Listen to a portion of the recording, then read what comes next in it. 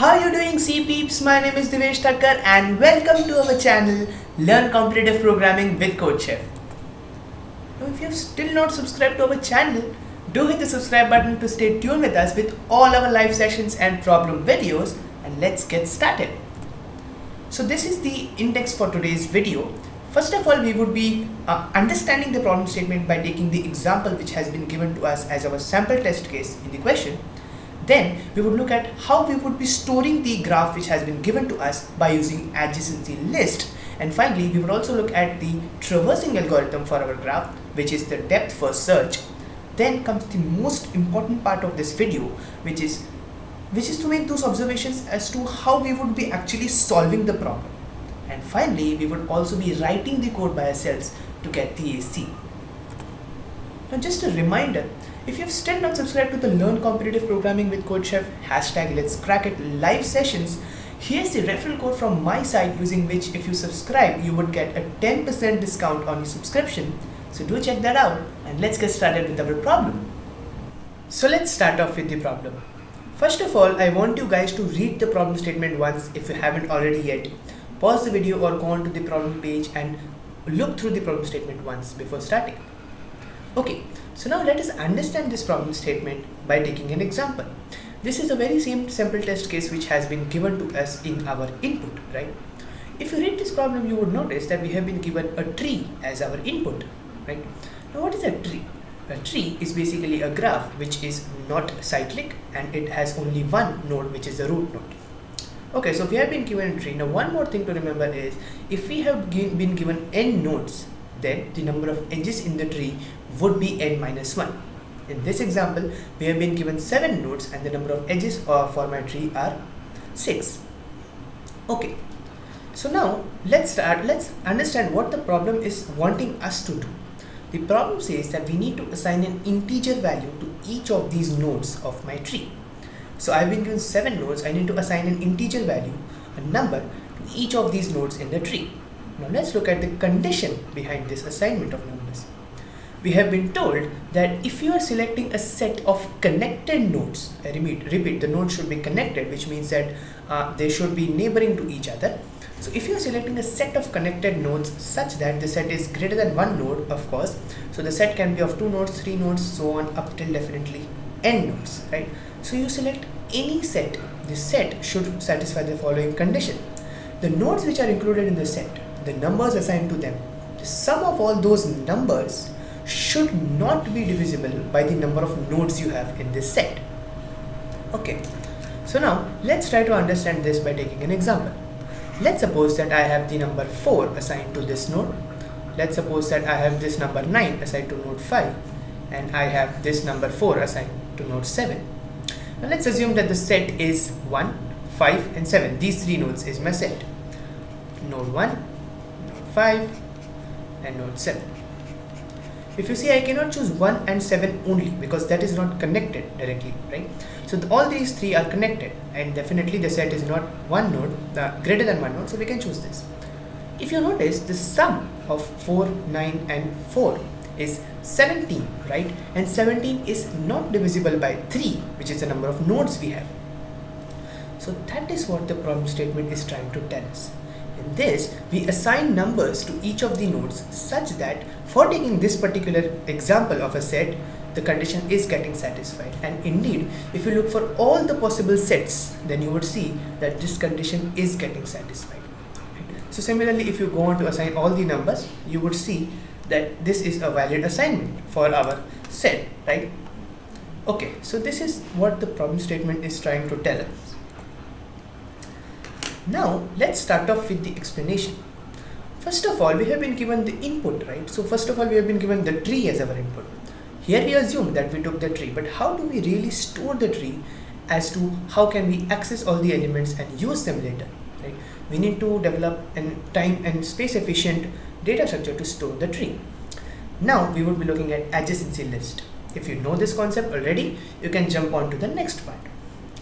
Okay, so if you notice, we have been written besides the adjacency list as it is an array of lists, right? Let's assume that I have been given this particular tree as my input. How do we exactly take in the tree and store it? Here we are using adjacency list. Now what is an adjacency list? What we do over here is we take all the end nodes which have been given to us and we store it in an array. Okay, so here we have been given some end nodes and we have stored these end nodes in this particular array. Definitely this is an array because the size is fixed. We know that there are end nodes, right? So we have the end nodes array. What we are storing is the nodes which are connected to that particular node. Let you take any node, you would store all the nodes which are connected to that node, right? And if you see, we do not really know that how many nodes are connected to each node. It may be possible because if you look at A, there is B, C and D, 3 nodes connected to it. But if you look at C, only one node, which is A, is connected to it.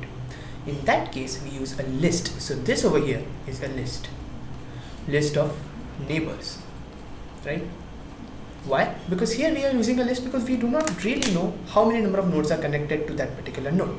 So this is the way we are going to store our graph which has been given to us. So if you see over here, I have this node A. So I move on to A and I add in all those nodes which are connected to A in the list, right? So basically it is a array of lists, adjacency list, right? Similarly, if you see for B, I have E, F and A which is connected to B. So I have A, E and F. Similarly, if you pick up, let's suppose G, you see that only node D is connected to G. So subsequently for G, you have the node D connected, and D you have the node G and A connected and H connected. So D has A, G and H connected, right? So in this way you are storing your list, your tree in the form of an adjacency list so as to you can access all these elements. Okay, so now let us look at what is the time complexity. If you want to store these elements in such a way, you would see that the time complexity you would need over here is order of the, okay, let's suppose that I have V vertices and E edges. So I have order of E as the time complexity, right? Because we know that which index we want to go. For that, you need to traverse all those edges. Similarly, for the space complexity, we have order of, you would guess, V plus E for our adjacency list. Why? Because we have V vertices and all those V vertices have E edges.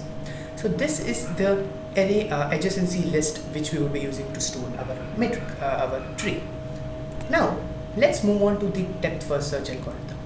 Now first of all, we have taken in the input and we have stored the tree in our adjacency list. Now what we need to do is we need to traverse each and every node of this tree, right? Because we need to assign the value to each and every node. Again, if you are already aware of the depth first search intuition and the algorithm, you can jump on to the next part of the video. So let's start. Here I am taking blue as visited and red as explored. Basically, let's understand what depth first search is. In depth first search algorithm, you start off with a node and you explore all the nodes which are unvisited. You go on to that and you try again, start exploring and so on until you reach a dead end. If you reach a dead end, you move back. Let's understand with the help of an example. Let's suppose that I am traversing, I want to traverse this, this is the very same example which we had, and I want to traverse this tree. Definitely I start off with A. Okay, so I have started off with A and I have visited this A. Now what I would do is I would start exploring this A. So if I see I have B, C and D which is connected to A, and as you would guess, you would get this from the adjacency list, right? So we move on. Let's suppose that I am going to node D. Okay, so I am going to node D. So now node D is also visited. And again I see that I have node A, G and H which is connected to D. Again, you can move to any node which is unvisited. So here I can see that G and H are unvisited. Let's suppose I am going to node H. So I am visiting this node H. Right? Similar, okay, we are going to write this as well. So I started with A, I went on to D, I visited the D. Whenever I am visiting a node, I am writing it down over here. Similarly, I went to node H. Now I am at node H. If you see, node H has only one node which is D, but it is already visited. If all the nodes for a particular node or for a particular visited node are visited, then we say that that particular node is explored. So in this case, node H has only one node connected to it which is already visited, so this node is explored. Since a node is explored, we backtrack. So we move back on to this node D. Again, you would see that, okay, I have one more node left which is not yet visited. So we go on and visit this node. Whenever you are visiting a node, you write it down over here. So now we move on to node G. Again, you go on to G and you see that G is connected to only one node, which is D, right? So that is we already visited. Hence, node G is completely explored. If a node is explored, you backtrack to the previous node. In this case, we move on to node D. Again, if you see, all the nodes which are connected to D now are completely visited. In that case, even D is explored, and you put the explode mark over here, which means I've explored completely this D node. Again, you backtrack to the next node and the previous node, which is node A. If you see, A has B, C and D. D is already visited, but B and C have not been visited. Again, do the same thing. You move on to node C. Whenever you are visiting a node, you make sure you add it over here. Continuing, if you see, node C is connected to node A, which is already visited, and all the nodes hence connected to C are visited. I've completely explored this node, so I put the red mark over here. If I'm putting the red mark, I jump back to the previous node. Again, moving on to node A, I see that node B is unvisited, so I go on to visit this node B. After visiting this node B, I write it down over here. For node B, I see that, okay, B is connected to A, E and F, and E and F both are unvisited. So let's suppose I am visiting node E. If I am visiting node E, I am going to write E over here. Again, I now move on to node E and I see that, okay, node E is connected to node B and node I. So node I is unvisited, so I move on to node I. Let's take the color to be blue and I move on to node I. If I am visiting node I, I'll write I over here. Now if you see, I is completely, all the nodes connected to I are visited. So I is completely explored. So I is completely explored. We move on to the previous one, E. Again, if you see, E is already completely explored because all the nodes connected to it are visited. We move back to B. B is not yet completely explored because we have node F, which is not visited yet. So we go on to visit node F. Whenever you're visiting the node, you just put in this. And now if you see, node F is completely explored.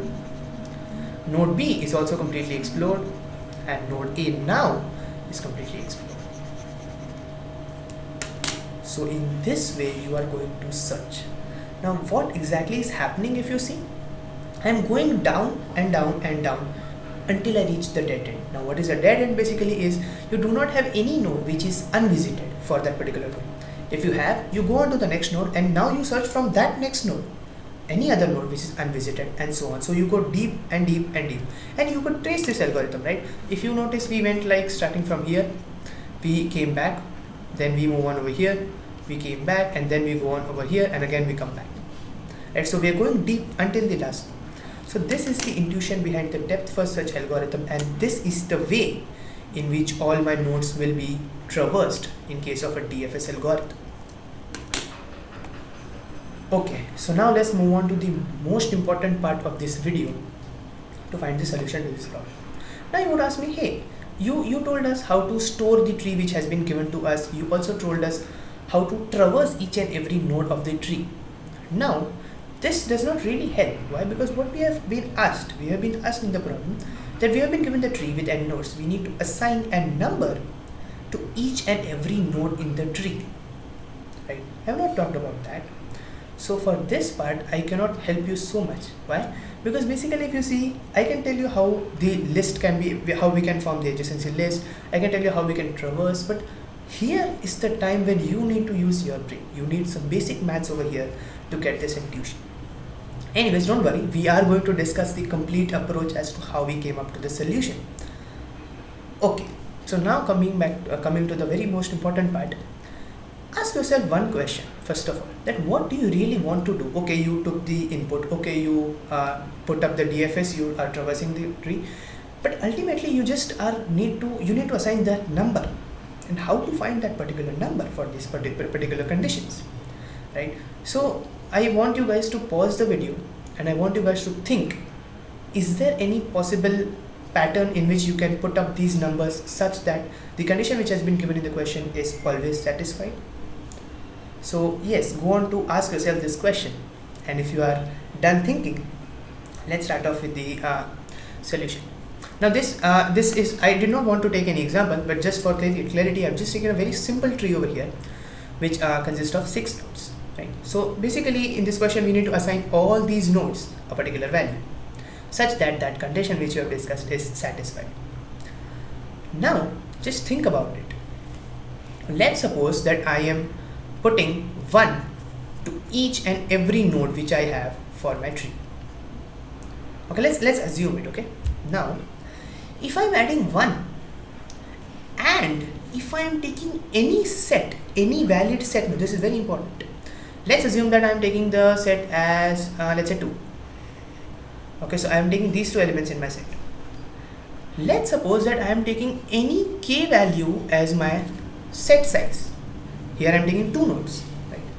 Don't you think the sum of all these numbers would be equal to k? It's common sense, right? If we are adding 1 to k nodes and if you are taking the sum 1 plus 1 plus 1 up to k is k, right? So if you are assigning 1 to each and every node, don't you think the sum you would get for any value of k would be k, right? And definitely the k is definitely divisible by k, right? So this condition is false. Okay, so this condition is false. Let's assume that you are adding the number 2 to all the nodes which have been given instead of 1. So now we are on this side. We have been putting up 2 for all the nodes. Okay, this is just observe over here what's happening. If you see, let's take the very same example over here, which is k is 2. But let you take any value. Let it be odd, even, k can be any value.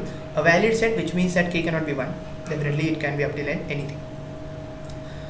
Okay, now if you are taking all the values as 2 and if you compute, you would check that whatever k value is, the sum would be, don't you think, 2k? If you are putting all 1, then the sum would be k, and k is divisible by k. So this doesn't suit our requirements.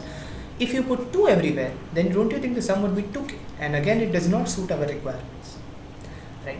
So what is happening over here? I'm adding 1, I'm getting the sum to be k. Everything 1. I'm adding 2, I'm getting the sum to be 2k. What if I add both 1s and 2s such that the sum is between k and 2k? What I mean to say is, let's assume that, okay, first of all, let me clear this off. Let's again assume that I'm taking 2 as the value of k, or let it be any value. If you see, if you are adding all values as 1 and any one value you are adding as 2, don't you think the sum would exceed n or k, the value k, right? So if you are taking all these values as 1 and any one value you are taking as 2, let's suppose all these values are 1, but this value I'm not taking 1, I'm taking 2. In that case, don't you think the sum would exceed n?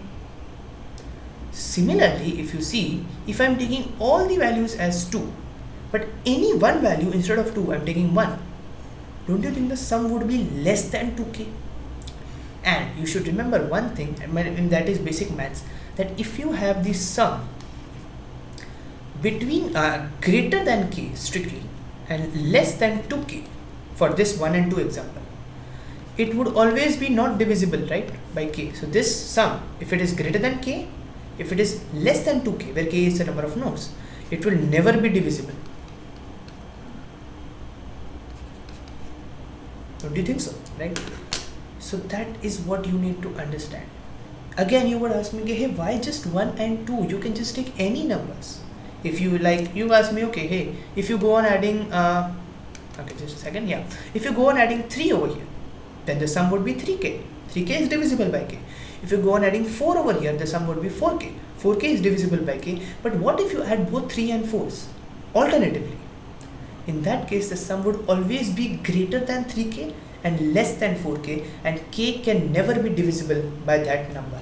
So that is what is the simple maths after you are done with your inputs, after you're done with the traversing algorithm, just to assign those numbers. This is what you need to think of actually, right? So yeah, if you ask me, if I put what will be the answer, then you can say that I can assign the 2s and 1s. In this case, I have taken 2 and 1 because I need to deal with k and 2k. As I told you, if you are taking 3k and 4k, that is absolutely correct, right? So here I take 2, 1, again I take 2, 1, I take 2, 1. This is a valid assignment. Forget about the sample test case which has been given. That is not really what it expects. You can just give it this way because the numbers can be repeated if you look at that example. If you see 2 and 1 is 3, which is not divisible by 2. Take it 3, it is 5, not divisible by 3. Take it 4, it is 6, which is not divisible by 4. Take it 5, again it is 8, which is not divisible, and so on. Right? So that is what is the catch. The major thing which you need to understand while assigning those numbers is, first of all, you should see that there is no one small graph. There can be multiple graphs, so it needs to be a generalized solution. So how am I adding these values? Is that I am looking for a value which is less than or in between of k and 2k, or any two consecutive multiples of k. The value should always be in between them, right? And if you are adding it in such an alternative way, you would find that every time the sum is satisfying this condition.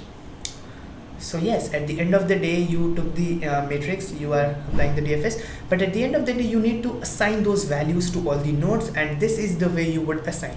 More formally, if you ask me how we would write it in the code, for this particular node, I would look at the previous node. If the value is 1, I would assign 2. If the value is 2, I would assign 1. That's it. Right? So that is what is the math which you had to think. It is not a very difficult thing to think of if you are able to visualize this thing. So this is what is the intuition behind the solution to this problem. Now, if you still have any doubt, let's move on to the code and write it by ourselves. Okay, so let's write the code for this problem. If you notice the constraints, you would see that the maximum number of nodes we can get for any tree would be 100, right? The number of nodes would be from 2 to 100, which means there cannot be more than 100 nodes. So instead of passing it that adjacency list again and again in my DFS function, what we can do is we can just declare it globally. So I am declaring a constant int, which is capital N, which is, let's say, 105. Now let us create our adjacency list. So if you see my adjacency list, basically it is an array of vectors, right? So I have a resizable array which is a vector. Let's name it as graph, and this graph is of size n, and it is basically an array of size n. Similarly, you need to have an array which stores all the values you have for that, but for all the nodes, right? That would be a simple int one-dimensional array. So array to output. So you have a basic int array, and let's name it as nums, and the size, let's assume it to be capital N, right? Okay, so we have taken in our array to output, we have taken in the adjacency list. Now let's go on to solve it. So I have taken my t-test cases, then I am taking in n, which is the number of nodes for this particular tree.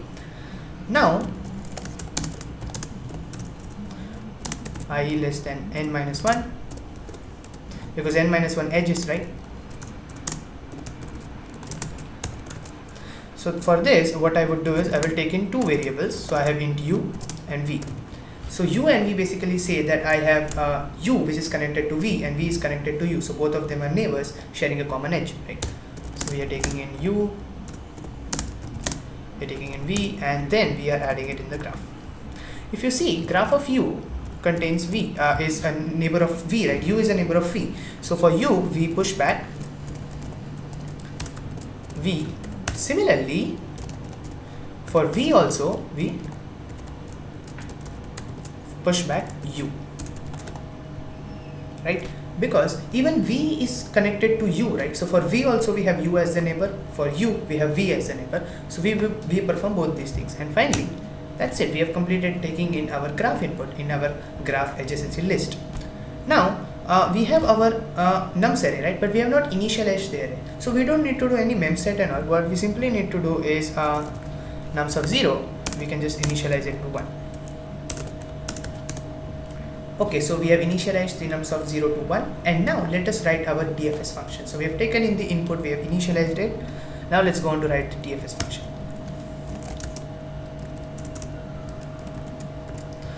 This DFS function will take in two arguments, the current node and the distance or the nums value of the previous node, right? Because we remember we have decided to take it alternate. So for that case, let's assume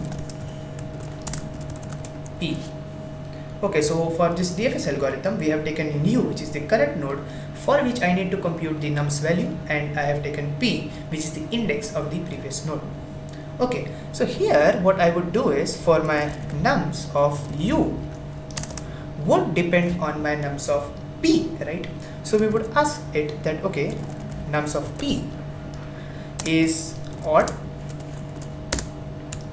Need to ask it. If it is odd, then I want the value even, else I need the value odd. Simple, right? Okay, so after this, what we are going to do is, we are going to loop in all those vertices which are connected to this particular U, right? So we have already stored it in our adjacency list. So what we can do is auto, let's say V in U, graph of U. For all those vertices which are connected, I would call the DFS function, right? This is basic DFS recursive function. Now what will be the break condition for this? Here if you see, I am coming from the previous node, which is node P, right? The index P. So I should not call the DFS on P again. Basically, I need to check if V is not equal to P. Why? Because if I'm at particular node U, right? And for this node U, I have this V connected, but I don't, for that V, I don't need to call it on node U, because if I'm calling DFS on one node, all the nodes which are connected to it has the previous node from where we have come here, that is also connected to it. So for that case, we are not calling on that previous node. So if V is not equal to P, if for this node I have another node which is not the previous node from where we have already come, because that is already visited, we are going to call our DFS function. DFS function will be called on V. Why? Because this is depth first search. For this node U, you are calling it on its neighboring node, which is V, and you are calling it over here as U, right? Because U is the previous one which you are passing as P, as I've told you. And that's pretty much it. So we are calling your DFS function. This is the break condition, this if loop at line 12, and you're calling the DFS function, and this DFS function would calculate all the values in your nums array, right? So let's call our DFS function.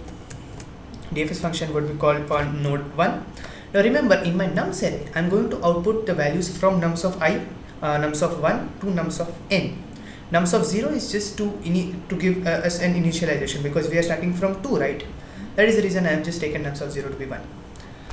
So yeah, I'm passing nums of, I'm DFS of 1, which basically means that I'm going to start from adding the value to nums of 1, taking the value of nums of 0, right? And that is the simple DFS call which we are making. And that's it. That would calculate the answer in our nums array. Now what we need to do is output it. Less than n. This would be equal to n. Why? Because as I've told you, I'm starting from 1 and n. So this would be starting from 1 up till n.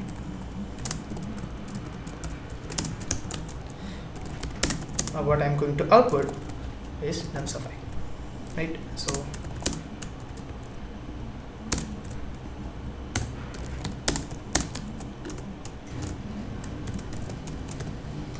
I am outputting all nums of I values.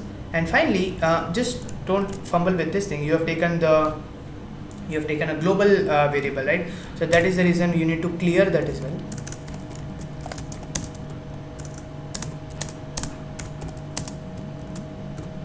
I less than equal to n.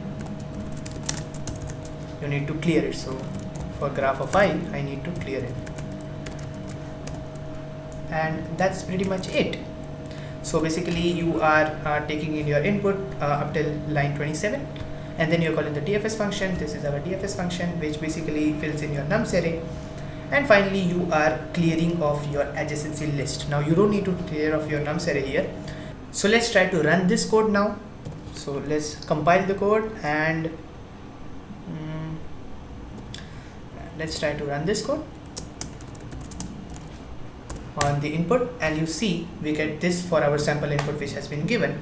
And if you go on to test this, you would see that that is perfectly correct solution. So that's the C++ solution for this problem, PATHSUMS.